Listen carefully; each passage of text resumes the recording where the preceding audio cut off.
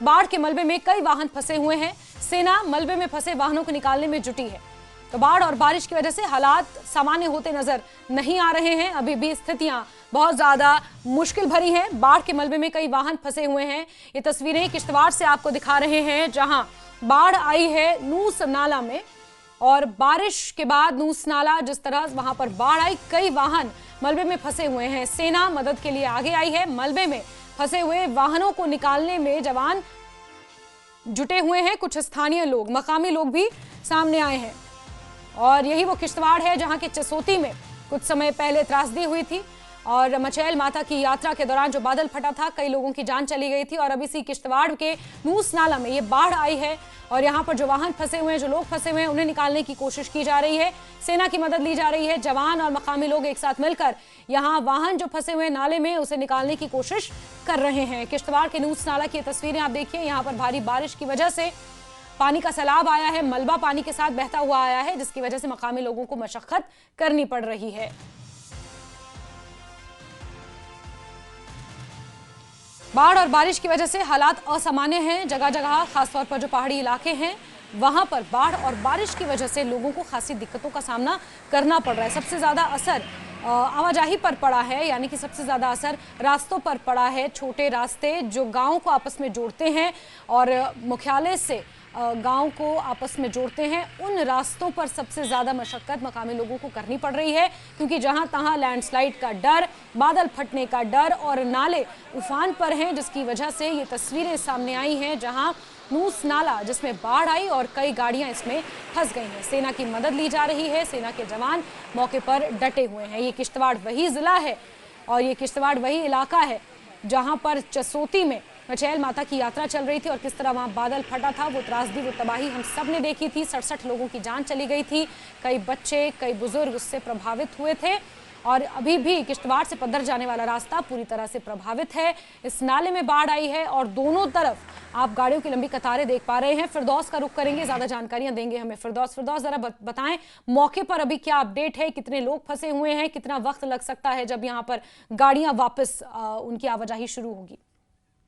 जी देखिए, जिला किश्तवाड़ के डूल इलाके में ये इलाका जो है, यहाँ अलल सुबह जो है आज फिर flash flood, land slide I, जिससे बहुत सारी गाड़ियां जो हैं स्ट्रक हुई है। क्योंकि अभी तक हमारे ऑफिशियल से बात हुई, उन्होंने कहा अभी हम डैमेज का कोई एसेस नहीं कर सकते हैं, क्योंकि वहां गाड़ियों को निकाला जा रहा है। ह्यूमन कैजुअलिटी अभी तक कुछ नहीं है, क्योंकि वहां बताया जा रहा है क्योंकि जो फ्लड है, आपने देखा था कि 1 महीने पहले आपने देखा था कि चशोती के मकाम पे किस तरह का फ्लैश फ्लड आया था, क्लाउड ब्रस्ट आया था, जिससे बहुत सारी जानें जो है वो जाया हुई थी।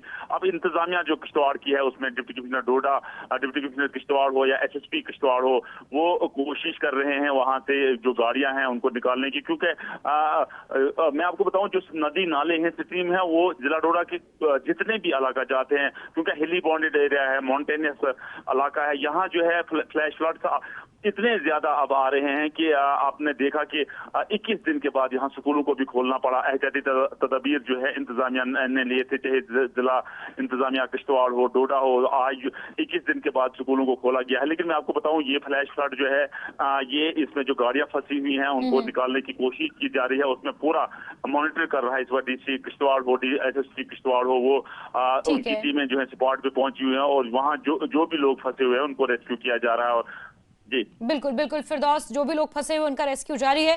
आप नजर बना के रखें। बहुत शुक्रिया फिलहाल हमारे साथ जुड़ने के लिए और तमाम तफसीलात के लिए।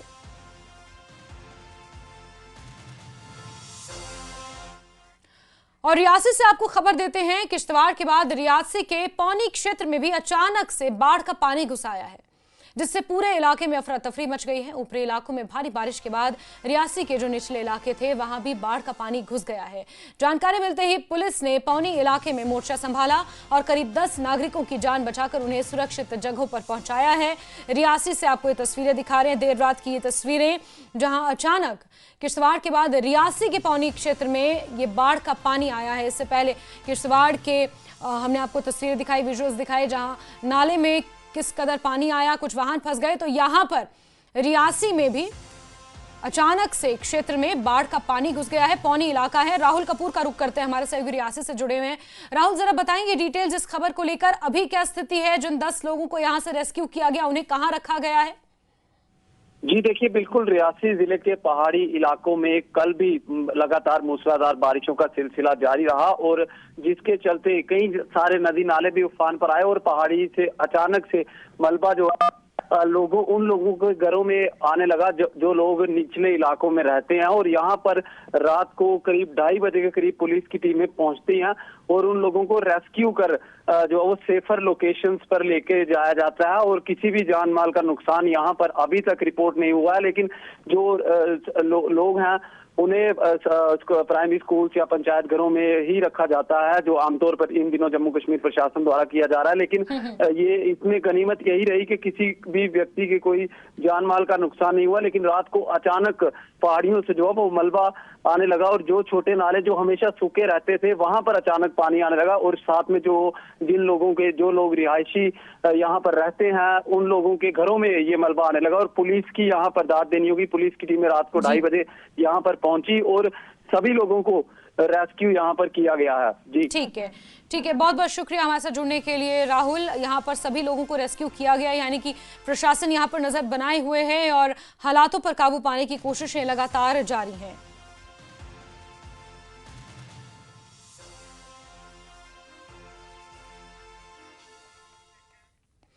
चलिए आगे बढ़ते हैं अहम खबर श्रीनगर से, जहां श्रीनगर से पार्सल ट्रेन शुरू हो चुकी है। उपराज्यपाल मनोज सिन्हा ने हरी झंडी दिखाई है। नौगाम रेलवे स्टेशन से हरी झंडी दिखाई गई है और ये ट्रेन श्रीनगर से दिल्ली चलेगी। ये पार्सल ट्रेन है। सेब की सप्लाई में इससे बताया जा रहा है कि तेजी आएगी।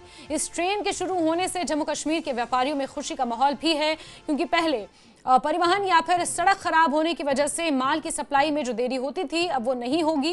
पार्सल ट्रेन के उद्घाटन करने के बाद उपराज्यपाल मनोज सिन्हा ने कहा कि करीब 23 से 24 टन सेब या बाकी का सामान यहां से ट्रेन के जरिए भेजा जाएगा, जो देश के किसी भी हिस्से में सप्लाई होगा। इससे जम्मू कश्मीर के व्यापारियों को खासा फायदा होगा।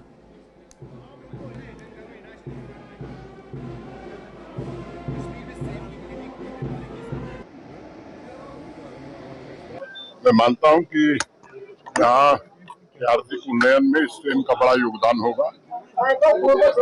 आए दिन हम देखते हैं कि टोपोग्राफी के कारण, भारी बारिश के कारण नेशनल हाईवे कभी कभी बंद हो जाती है। इससे काफी फ्रूट ग्रोवर्स को नुकसान हो रहा था। मैं समझता हूं कि आने वाले कुछ दिनों में एक बहुत ही बेहतर परिवहन की सुविधा रेलवे ने प्रारंभ की है। मैं भारतीय रेल को धन्यवाद देता हूं और मुझे लगता है कि इससे यहाँ जम्मू कश्मीर का एकीकरण होगा, वही कम लागत में किसानों का सामान देश के दूसरे बाजार तक पहुंच जाएगा। यहाँ की इकोनॉमी को भी एक बड़ा बूस्ट ये देगा। श्रीनगर रेलवे स्टेशन से बाकायदा तौर पर joint parcel product rapid cargo train का इफ्तिताह हुआ। आज के बाद से ये बडगाम रेलवे स्टेशन से रोजाना चलेगी। 8 कोच से इसमें ये जो पार्सल वैन है, हाई कैपेसिटी पार्सल वैन है, आज के बाद से बडगाम रेलवे स्टेशन से ये रोजाना चलेगी। एलजी मनोज सिन्हा ने श्रीनगर रेलवे स्टेशन से इसका इफ्तिताह किया।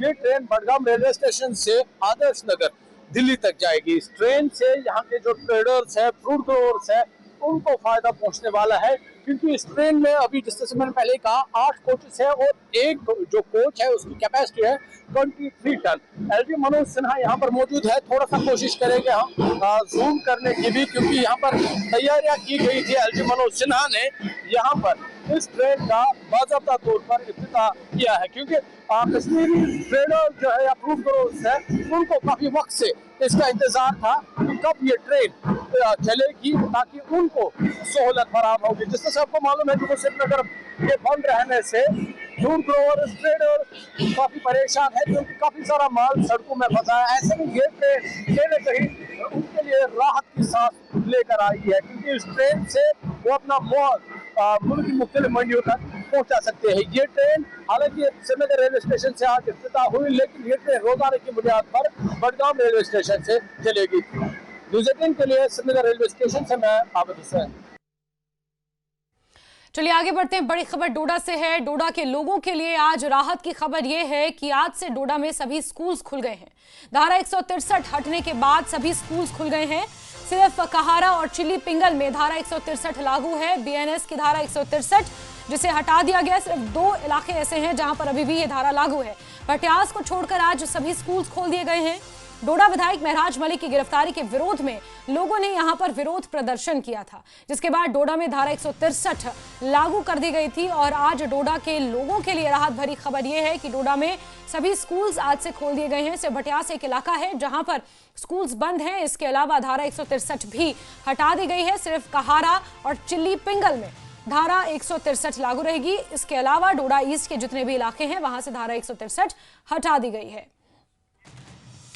और डोडा में अभी क्या ताजा हालात हैं ये बता रहे हैं डोडा से हमारे संवाददाता फिरदौस खांडे।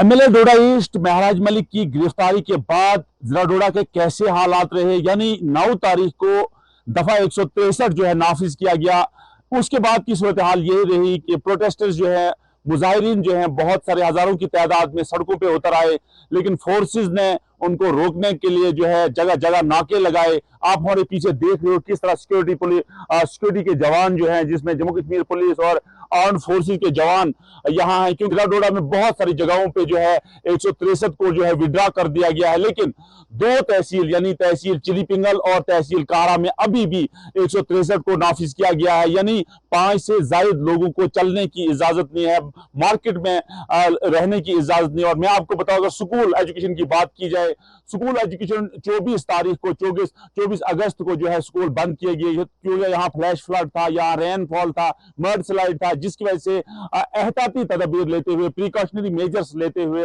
इंतजामिया ने स्कूलों को बंद कर दिया गया। लेकिन आज की अगर बात की जाए, आज 15 तारीख को 21 दिन के बाद जो यहाँ स्कूल खुल रहे हैं, स्कूल एजुकेशन डिपार्टमेंट ने कल अनाउंस करके जो है ये ऐलान किया। लेकिन मैं आपको बताऊं कि उसमें जिला डोडा का एक वाहिद जोन है, जोन बेटा, जिसमें आज भी जो है स्कूल एजुकेशन जो है बंद रहेंगे, इंस्टीट्यूशन जो बंद रहेंगे। यहाँ जिला इंतजामिया डोडा ने जो है लोगों से गुजारिश की है कि इन 2 तहसील में कि अपने घरों तक ही महदूद रहें, क्योंकि लॉ इन्फोर्समेंट एजेंसी जो है वो अपना काम कर रही है, किसी को कानून जो है हाथ में लेने की इजाजत नहीं होगी, और जो भी कानून के साथ खिलवाड़ करेगा उसके खिलाफ जो है स्ट्रिक्ट एक्शन लिया जाएगा। आप हमारे पीछे देख रहे, देखिए किस तरह जो है सिक्योरिटी फोर्सेज के जवान जो है इस इलाके में अभी भी जो है गश्त कर रहे हैं, पेट्रोलिंग कर रहे हैं और ये बताने की कोशिश कर रहे हैं। आप देख रहे हैं सिक्योरिटी फोर्सेज के जवान जो है पेट्रोलिंग कर रहे हैं और लोगों से इन्होंने बड़ी मुअद्दबाना गुजारिश की है कि अपने घरों में रहें, क्योंकि दफा 163 जो है अभी भी, 163 जो है अभी भी यहाँ नाफिज है कि 5 से ज्यादा लोगों को यहाँ से गुजरने की इजाजत की।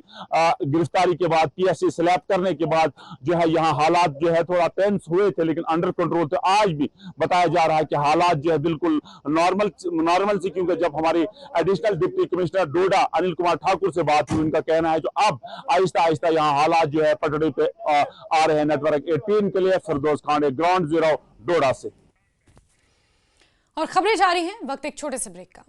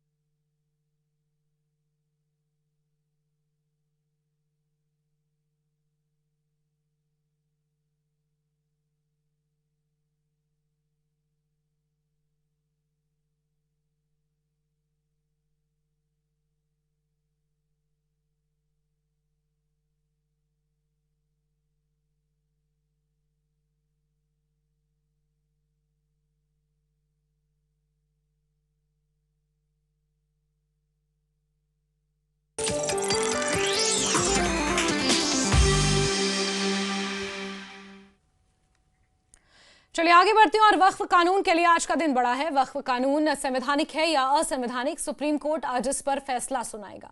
सुप्रीम कोर्ट थोड़ी देर में इस पर फैसला सुना सकता है। देश में वक्फ कानून लागू होने के बाद इसके खिलाफ सुप्रीम कोर्ट में कई याचिकाएं दायर की गई थी, जिसमें इस कानून को संविधान के खिलाफ बताया गया था। इस मामले में 3 दिनों तक लगातार सुनवाई हुई। इस दौरान सभी पक्षों की दलीलें सुनी गईं और फैसला आज तक के लिए सुरक्षित रख लिया गया। और आज अब से कुछ ही देर बाद सुप्रीम कोर्ट इसको लेकर अहम फैसला सुनाएगा। कि वक्फ संशोधन अधिनियम 2025 संवैधानिक है या असंवैधानिक। सुप्रीम कोर्ट में वक्फ कानून पर सुनवाई के दौरान कई मुद्दे उठे थे, जिन पर याचिकाकर्ताओं की मांग पर गौर करते हुए सुप्रीम कोर्ट फैसला सुना सकता है। जो 3 अहम मुद्दे हैं जिन पर सुप्रीम कोर्ट ने एम्फसाइज किया है, उसमें पहला मुद्दा कि क्या वक्फ की संपत्तियों को अपनी सुनवाई तक डी नोटिफाई किया जा सकता है। इस पर सुप्रीम कोर्ट आज फैसला ले सकती है। इसके साथ सुनवाई के दौरान वक्फ बोर्ड के सदस्यों से जुड़ा मुद्दा भी उठा था, जिसमें कहा गया था कि बोर्ड के पदेन सदस्यों को छोड़कर सभी सदस्य मुस्लिम होने चाहिए और ऐसे में कलेक्टर की जांच के दौरान संपत्ति को वक्फ की संपत्ति नहीं माना जाएगा। इस मुद्दे पर भी सुप्रीम कोर्ट आगे की स्थिति साफ कर सकता है। तो कई ऐसे 3 मुख्य बिंदु हैं जिन पर आज अंतरिम फैसला सुप्रीम कोर्ट को सुनाना है। हर कानून के पक्ष में संवैधानिक धारणा, ये सीजेआई का इसको लेकर कहना है। 3 दिन सुनवाई के बाद फैसला सुरक्षित रख लिया गया था और आज सुप्रीम कोर्ट इसको लेकर फैसला सुनाएगा। पारदर्शिता, जवाबदेही के लिए कानून बना है। सुप्रीम कोर्ट में ये सरकार की तरफ से सॉलिसिटर जनरल तुषार मेहता ने अपना पक्ष रखा था। और खुर्रम शहजाद हमारे सहयोगी इसी खबर पर जुड़े हुए हैं। खुर्रम, आज की सुनवाई बेहद अहम, हालांकि सुनवाई हो चुकी है लेकिन आज का जो दिन है निर्णय को लेकर वो बेहद अहम है। देखिए, बिल्कुल आपने सही कहा। तकरीबन 100 से ज़्यादा जो अर्जियां हैं, याचिकाएं हैं, वो सुप्रीम कोर्ट पहुंची थी और वक्फ अमेंडमेंट एक्ट को लेकर उसको चैलेंज किया गया था कि उसमें बहुत सारे प्रावधान ऐसे हैं जो आर्टिकल 25 और 26 का उल्लंघन करते हैं और धार्मिक आज़ादी जो है उसका उल्लंघन करते हैं। ख़ासतौर से वक्फ बाय यूज़र का एक बड़ा इशू था इस पूरे मामले में, जिसको लेकर चिंताएं थी और ख़ास तौर से जिस तरीके से याचिकाकर्ताओं की तरफ से कहा गया कि यह धार्मिक आज़ादी का उल्लंघन है। और क्योंकि वक्फ बाय यूज़र को लेकर सरकार की तरफ से ये कहा गया कि वक्फ बाय यूज़र जो है वो जो है सीधे तौर पर कोई इस्लाम का ऐसी परंपरा नहीं है जो पहले से चली आ रही हो, बल्कि इसके कानूनी तौर पर इसको मान्यता दी गई है। इस्लाम का कोई ऐसा पार्ट नहीं है। बल्कि सॉलिसिटर जनरल तुषार मेहता ने तो यहाँ तक कहा था कि वक्फ जो है वो खुद एक सेकुलर है और इस्लाम का कोई एसेंशियल पार्ट नहीं है। हालांकि इसके जवाब में जो याचिकाकर्ताओं की तरफ से ये कहा गया कि ये कहना बिल्कुल गलत है, क्योंकि इस्लाम में एक चैरिटी है और चैरिटी के तहत जो है तमाम चीज़ें आती हैं और उसका बार बार जिक्र जो है वो कुरान में और तमाम चीज़ों में किया गया है। और इसी को आगे बढ़ाते हुए राजीव धवन जो वकील है उन्होंने कहा था कि आर्टिकल 26 का जो डी है वो ये कहता है कि अपना मैनेजमेंट किया जाएगा, धार्मिक जो इंस्टीट्यूशंस होंगे उनका मैनेजमेंट किया जाएगा। तो एक ये बड़ा इशू है, इसको लेकर सुप्रीम कोर्ट को तय करना है कि क्या सरकार जो कानून के ज़रिए से, सरकार जो ये कह रही है कि अगर कोई अधिकार कानून के ज़रिए से दिया जाता है तो वो कानून के ज़रिए से वापस भी लिया जा सकता है। तो इस सरकार को सुप्रीम कोर्ट को ये तय करना है क्या इसको वापस लिया जा सकता है। और ख़ासतौर से सुप्रीम कोर्ट ने जब बहस हो रही थी इस बात को लेकर काफ़ी सवाल उठाया था कि जिस वक्फ प्रॉपर्टी को लेकर सुप्रीम कोर्ट ने उसको वक्फ करार दिया हो, क्या उसको सरकार डिनोटिफाई कर सकती है। इसी तरीके से 5 साल के प्रैक्टिसिंग मुस्लिम होने की शर्त लगाना, क्योंकि दूसरे तमाम धर्मों के लिए ऐसा नहीं है, तो ये भी सुप्रीम कोर्ट को तय करना है कि ये जो शर्त लगाई गई है क्या ये ठीक है। तो और इसी तरीके से गैर मुस्लिमों की वक्फ बोर्ड और सेंट्रल वक्फ काउंसिल में एंट्री, उसमें कोई वाज़ेह बात नहीं है, क्योंकि एक्ट जो है उसमें कोई साफ चीज़ नहीं कही गई है। हालांकि सॉलिसिटर जनरल ने साफ तौर पर यह कहा था कि मुस्लिम्स ही होंगे और इसमें जो गैर मुस्लिम सदस्यों को रखा जा रहा है वो मैनेजमेंट के लिए रखा जा रहा है। और सरकार की तरफ से एक बड़ी दलील ये दी गई थी क्योंकि वक्फ एक सेकुलर है और सेकुलर चीज़ को सरकार रेगुलेट कर सकती है, उसका मैनेजमेंट कर सकती है। तो पारदर्शिता की सरकार की एक जो है बड़ी दलील थी, उसको लेकर भी आज सुप्रीम कोर्ट जो है वो साफ करेगा। और एक जो बहुत बड़ा और अहम सवाल खड़ा हो गया था कि अगर कोई विवाद होता है वक्फ बाय यूज़र को लेकर, वक्फ की किसी प्रॉपर्टी को लेकर, तो डीएम उसका फैसला करेगा, लेकिन जैसे ही डीएम के पास चले जाएगा, विवाद खड़ा होगा, तो वो वक्फ का स्टेटस उसका खत्म हो जाएगा। तो ये तमाम चीज़ें हैं। इसके अलावा जो आदिवासी हैं वो वक्फ नहीं कर सकते, तो उसमें क्या आदिवासियों का रिलीजियस अधिकार छीन रहा है, ये तमाम चीज़ें हैं। मोनूमेंट का इशू है। तो कई चीज़ों पर आज सुप्रीम कोर्ट जो है वो अंतरिम फैसला देगा और बताएगा कि क्या ये प्रावधान ठीक है? हालांकि सरकार की दलील ये थी कि जेपीसी में गया, डिलिब्रेशन हुआ, तमाम बातें हुई और एक पार्लियामेंट से पास हुआ है, तो सरकार को ऐसा जो सुप्रीम कोर्ट को सीधे तौर पर रोक नहीं लगानी चाहिए। तो ये तमाम चीजें हुई हैं, लेकिन अब फैसले की बारी है। 22 मई को फैसला महफूज रखा गया था, सुरक्षित रखा गया था, और अभी थोड़ी देर के बाद जो है सुप्रीम कोर्ट इस पूरे मामले पर अपनी डायरेक्शन जारी करेगा। बिल्कुल खुर्रम, सभी की निगाहें इस पर टिकी हुई हैं क्योंकि इसको लेकर कई आंदोलन भी चलाए गए और किस तरह से अपनी आवाज को मुखर किया जो लोग इस संशोधन के खिलाफ थे। और अब वक्फ संशोधन अधिनियम 2025 को लेकर सुप्रीम कोर्ट क्या फैसला सुनाएगा, ये देखना काफी महत्वपूर्ण रहेगा। खुर्रम, नजर बनाकर रखें, बहुत शुक्रिया जुड़ने के लिए। तो बड़ी खबर आपको बता रहे हैं, जहां आज सुप्रीम कोर्ट वक्फ संशोधन अधिनियम 2025 पर रोक लगाने से जुड़ी याचिकाओं पर फैसला सुनाएगा।